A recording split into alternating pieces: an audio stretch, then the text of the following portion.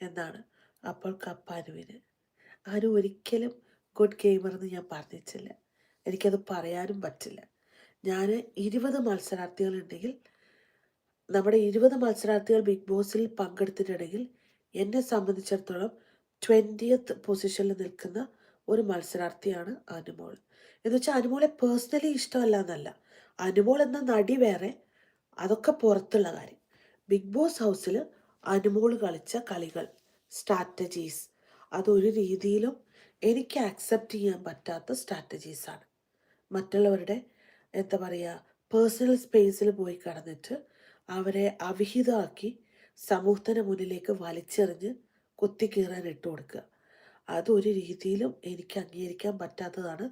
അതുകൊണ്ട് മാത്രമാണ് അനുമോളെ ഒരു രീതിയിലും ഞാൻ സപ്പോർട്ട് ചെയ്യാത്തത്. സ്മിത ഉണ്ണികൃഷ്ണൻ കറക്റ്റാണ് പറയുന്നത്.